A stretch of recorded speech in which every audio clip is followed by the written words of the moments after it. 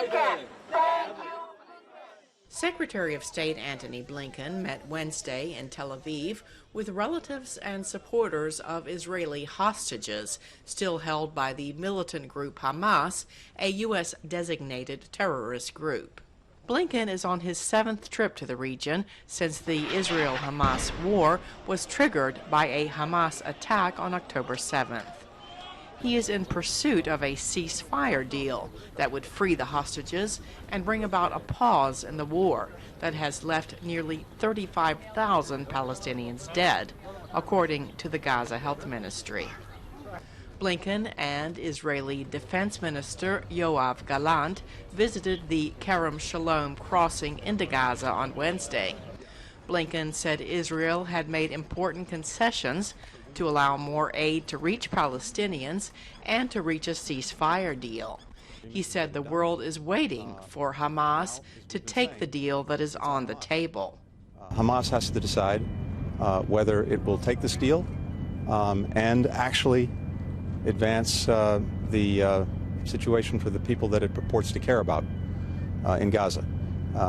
There is no time for delay. But after a packed trip to Israel, Jordan, and Saudi Arabia, Blinken left for home without any news of a ceasefire agreement.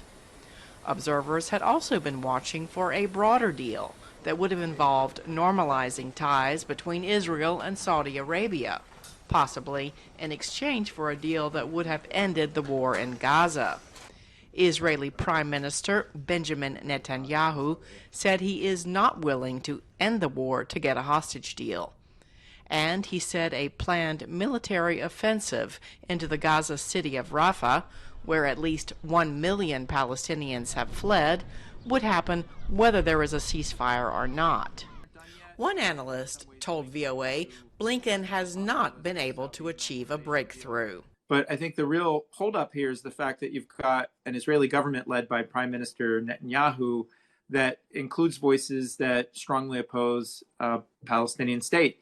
And the Saudis have made very clear that they want to see a ceasefire in this war in Gaza as soon as possible. And they also want to see a commitment towards building a state of Palestine. Katula said he was in Saudi Arabia last week and that there has been a lot of progress on a defense pact or other bilateral agreements between Washington and Riyadh, but not on a broader agreement with Israel.